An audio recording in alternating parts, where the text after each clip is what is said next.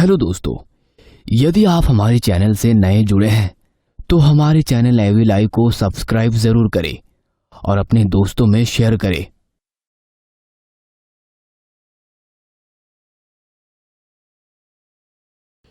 ये कहानी उस रात की है जब मैं कॉलेज से पढ़ाई कर 2 साल बाद अपने गांव वापस आ रहा था। पहले 12 घंटे की ट्रेन, फिर 3 घंटे की बस और अब 1 घंटे पैदल चलना।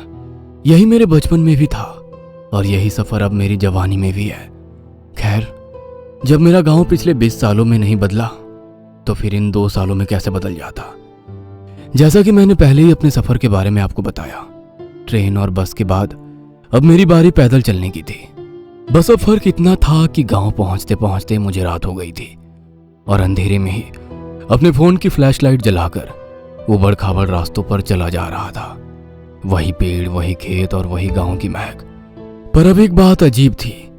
गांव में अजीब सी शांति पसरी हुई थी, मौत की शांति। क्योंकि शाम होने के बाद भी गांव में चहलकदमी रहती थी, लेकिन आज सब कुछ शांत है। कुछ अजीब है और शायद भयानक भी। पर मुझे क्या, मेरे मन में तो यही बात घूम रही है कि जब माँ बाबा पूरे 2 साल बाद अचानक से मुझे देखेंगे तो उनका चेहरा देखने लायक होगा। यही सोचकर मैं मन ही मन खुश हुए जा रहा था। पर तभी मुझे ऐसा महसूस हुआ जैसे कोई मेरे साथ साथ चल रहा है। पर जब मैंने अपने आसपास मुड़कर देखा तो वहां कोई नहीं था। जब मुझे कुछ भी समझ नहीं आया तो मैं इसे अपने दिमाग का वहम मानकर अपने रास्ते को चलता रहा। पर फिर कुछ कदम चलने के बाद मुझे अजीब सी ठंड महसूस होने लगी। ठंड इतनी तेज थी, महज कुछ ही मिनटों में मेरे हाथ पैर ठिठुरने लगे थे। मेरे दांत आपस में ही बजने लगे थे और इस लम्हे मुझे अच्छे से समझ आ गया था कि जरूर मेरे साथ कोई अजीब शक्ति चल रही है और अगर मैंने जल्दी ही कुछ नहीं किया तो आगे मेरे साथ कितना बुरा होगा यह मुझे भी मालूम नहीं था। ठंड से कांपते हुए भी मैंने अपने कदम नहीं रोके और गांव की ओर चलता रहा। पर गांव अभी भी कुछ किलोमीटर दूर था, लेकिन पल पल बढ़ती ठंड से मेरी जान निकली जा रही थी। सच कहूं तो मेरा दिमाग जमने को हो गया था और जब दर्द मेरे बर्दाश्त से बाहर हो गया तो मैंने कच्चे रास्ते के आसपास लगे पेड़ों के नीचे से सूखी लकड़ियां बटोरी और बैग से लाइटर निकालकर किसी तरह आग जला ली और साथ में अपनी सिगरेट भी। आग के जलते ही धीरे धीरे मेरे जिस्म का खून गर्म होने लगा। अब मेरे मन को बस एक ही बात खाए जा रही थी कि आखिर कुछ ही पल में ऐसा क्या हो गया जिसने मुझे बीच रास्ते में ही रुकने को मजबूर कर दिया था। मैं इस बारे में सोच ही रहा था कि अचानक ही मेरी नजर ऊपर गई और जब मैंने ऊपर देखा तो डर के मारे मेरे जिस्म का रोम रोम कांप उठा था। सैकड़ों कौवे किसी शैतान की शक्ल बनाकर बड़ी शांति से मेरे सिर के ऊपर ही मंडरा रहे थे, जिन्हें देख मैं कांप गया था। पहले तो मुझे लगा जैसे मैं कोई डरावना सपना देख रहा था, पर कई बार खुद को नोचने के बाद भी जब वो भयानक मंजर मेरी आंखों के आगे से नहीं हटा तब मुझे यकीन हो गया कि ये सब कुछ सच है। बिना एक पल गवाए मैंने तुरंत ही अपना बैग उठाया और आधी जली सिगरेट को आग में फेंक तुरंत मैं वहां से चलने लगा था। पर मेरे कुछ कदम दूर जाते ही मुझे फिर से बेतहाशा ठंड लगने लगी थी, इतनी कि मेरे कदम तक नहीं उठ रहे थे और कौवों का झुंड किसी शैतान का अक्स बना अभी भी मेरे सिर के ऊपर ही मंडरा रहा था। धीरे धीरे अब मेरे मन में बुरे ख्याल आने लगे। अगर मैं यहीं मर गया तो माँ बाबा को कभी पता ही नहीं चलेगा कि मेरी मौत गांव से कुछ दूर पर ही हुई है। उन्हें तो हमेशा यही लगेगा कि उनका बेटा शहर में ही कहीं गायब हो गया है। हे भगवान, ये अनजाने में मैं किस मुसीबत में फंस गया। माँ बाबा, हो सके तो मुझे माफ़ करना। मैं अपना कर्तव्य निभाने से पहले ही उस दूसरी दुनिया में जा रहा हूँ। मैं अपनी आखिरी सांसें को समेट खुद में बड़बड़ाए जा रहा था। पर इससे पहले मैं जिंदा से मुर्दा होता, मेरे सिर के ऊपर उड़ रहे सैकड़ों कौवों ने मेरे शरीर के एक एक कोनों को ढक दिया, जैसे गिद्धों का झुंड किसी जानवर के मांस को नोच नोच कर खाने को बेताब हो। मेरे मुर्दा शरीर पर सफेद कफन नहीं बल्कि सैकड़ों कौवों का काला कफन बिछ चुका था।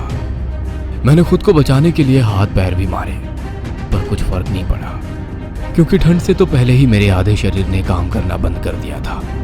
और जब मुझे महसूस हो गया कि उस दूसरी दुनिया में जाने की मेरी बारी आ चुकी है, तब उस पल मैंने आखिरी बार अपने माँ बाबा को याद किया और अपने सीने की सारी गर्मी, सपने, दुख, दर्द और यादों को अपने जिस्म से बाहर फेंक मैंने अपने शरीर को हमेशा हमेशा के लिए खाली कर दिया। बस इसके बाद मुझे कुछ भी याद नहीं। अगली सुबह जब मेरी आंख खुली तो मैं निर्वस्त्र ही खेत की झाड़ियों में पड़ा था। खुद को बचाने की जद्दोजहद में मेरा जिस्म जो जगह जगह से कट और छिल चुका था, वो सारे निशान अब गायब हो चुके थे और मुझे अपने अंदर अब एक अजीब सी ताकत भी महसूस हो रही थी कि अचानक ही मैंने गौर किया, मुझे दूर झाड़ियों में छिपे मेंढक भी दिखाई दे रहे थे। मैं अब कई किलोमीटर दूर की आवाजें भी साफ साफ सुन सकता था। पर फिर इन बातों को दरकिनार कर मैंने किसी तरह खुद को संभाला और अपना बैग ढूंढने लगा। पहले तो मुझे बैग कहीं नहीं दिखा, लेकिन जब मैंने अपनी आंखों की पुतलियों को सिकोड़ा तो मुझे मेरा बैग साफ दिखाई दिया। वो ठीक उसी जगह पड़ा हुआ था जहां पर कौवों ने मुझ पर हमला किया था। किसी तरह जब मैं अपने बैग के पास पहुंचा तो मुझे शक हुआ, क्योंकि बैग पहले से बहुत भारी लग रहा था। इसीलिए मैंने जब बैग खोलकर देखा तो मेरे पैरों तले जमीन ही खिसक गई। मेरे बैग में एक कटे हुए आदमी का सिर पड़ा था, जिसकी आंखों की जगह 2 काले गड्ढे थे और उसके चेहरे पर इतने कटने के निशान थे जितने कि उसके सिर पर बाल तक नहीं थे। बैग से उस कटे हुए सिर को निकाल जैसे ही मैंने उसे अपने हाथों में लिया तो मुझे रात का हुआ सब कुछ एक पल में याद आ गया। दरअसल रात को जब सैकड़ों कौवों ने मुझ पर हमला किया था तो मुझे तो लगा था कि मेरी मौत तय है, लेकिन ऐसा नहीं हुआ। मेरी सांसें बंद होने के कुछ ही पल बाद एक झटके से मैं उठकर बैठ गया, मानो जैसे मुझे किसी ने गहरी नींद से जगाया था। और जागते ही मेरे पैर अपने आप ही गांव की ओर चल दिए।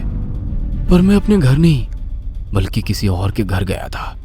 एक छोटी हवेली थी जो गांव के पीछे ही बनी थी। मुझे लगा रात के इस वक्त हवेली के सारे दरवाजे बंद होंगे, पर नहीं। चौखट पर कदम रखते ही दरवाजा अपने आप खुल गया और महज कुछ ही मिनटों में मैं हवेली के सबसे अंदर वाले कमरे में जा पहुंचा।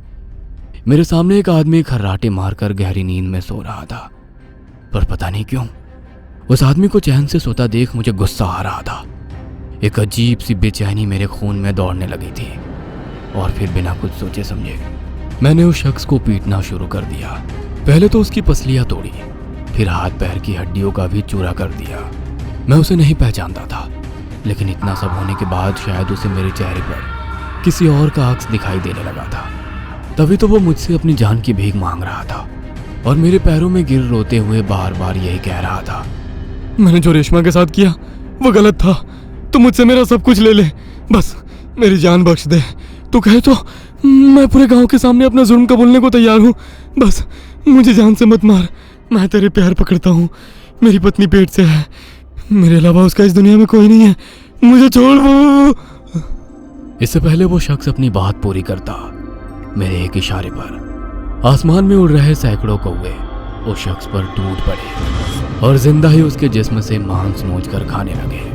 पहले तो दर्द में चीखा, लेकिन जब कौवों ने उसके हलक से उसकी जुबान तक नोच डाली तो महज वो एक सिसकिया ही लेता रहा।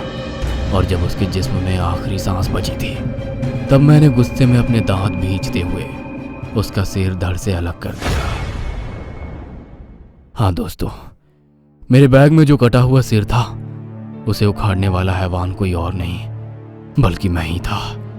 ये भयानक मंजर सोच मैं डर गया था। इतनी हैवानियत मुझ में कहां से आई? मैं दरिंदा कब से बन गया था और एक खूनी भी? नहीं नहीं नहीं नहीं नहीं रोमी, पुलिस को अगर पता चला कि इन सब के पीछे तू है तो भविष्य शुरू होने से पहले ही खत्म हो जाएगा। खुद से कहते हुए मैंने उस कटे हुए सिर को वापस से अपने बैग में ये सोच कर रख लिया कि यह सबूत किसी के हाथ ना लग जाए। मैं इस सोच से डर गया था। फिर किसी तरह खुद को शांत कर मैंने बैग से बचे हुए कपड़े निकाल उन्हें पहने दौड़ता हुआ अपने गांव को चल दिया। पर गांव में पहले से ही अफरा तफरी थी, किसी बात का हल्ला हो रहा था। लेकिन जैसे ही माँ बाबा ने मुझे देखा तो उनकी सारी चिंता एक पल में ही खुशी में बदल गई थी। माँ ने तो मुझे देखते ही सीने से लगा लिया और बाबा की आंखों में भी खुशी के आंसू उतर आए थे।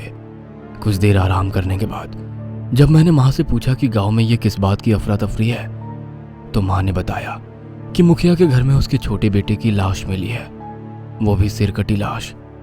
मैंने जैसे ही ये सुना मैं डर कर तुरंत ही उठ खड़ा हो गया, क्योंकि मुझे पता था कि जो लाश मिली है उसका सिर इस वक्त मेरे ही बैग में पड़ा है। पर इससे पहले मैं कुछ कहता, माँ ने कहा, वैसे अच्छा ही हुआ मुखिया के बेटे के साथ। जब से शहर से आया था पूरे गांव वालों की नाक में दम कर दिया था।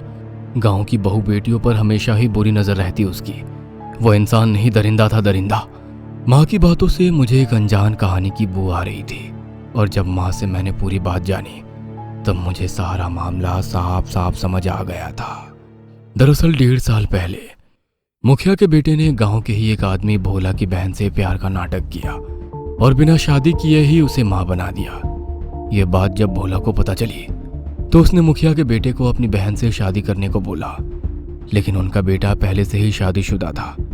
फिर धीरे धीरे बात पंचायत में पहुंची, पर भोला को इंसाफ नहीं मिली। फिर एक दिन खबर आई कि भोला की बहन ने खुद को अपने ही खेत में आग लगाकर मार डाला, और उसके कुछ दिन बाद ही भोला की लाश भी उसी खेत में एक पेड़ से लटकी मिली। सभी को यही लगा कि बदनामी के डर से दोनों भाई बहन ने आत्महत्या कर ली है, लेकिन ऐसा नहीं था। दोनों भाई बहन को जान से मारने वाला मुखिया और उसका छोटा बेटा था। फिर क्या था, उस दिन से मुखिया का काल शुरू हो गया। उसके घर में रोज कोई ना कोई मरने लगा। मुखिया की लाश भी सड़ी हुई हालत में उसी खेत में मिली जिसमें उसने दोनों भाई बहन को मारा था। अब बस उसका छोटा बेटा ही जिंदा था, और उसका हर्ष तो उसके बाप से भी बुरा हुआ। कम से कम मुखिया के सिर कंधों पर तो था, उसके बेटे पर तो वो भी नहीं है। सारी कहानी जान मैं समझ गया कि मेरे साथ जो कल रात हुआ उसे करने वाला भोला ही था, और भोला ने ही मेरे शरीर का सहारा लेकर अपना अंतिम बदला ले लिया था। यह सब सोचते हुए मैंने अपने हाथ में अपना बैग पकड़ा और छत पर जाकर अपनी आंखें बंद की और कौओं का आवाहन किया, और उनके आने पर मैंने अपने बैग से कटा हुआ सिर भी निकालकर उन सैकड़ों कौओं के हवाले कर दिया।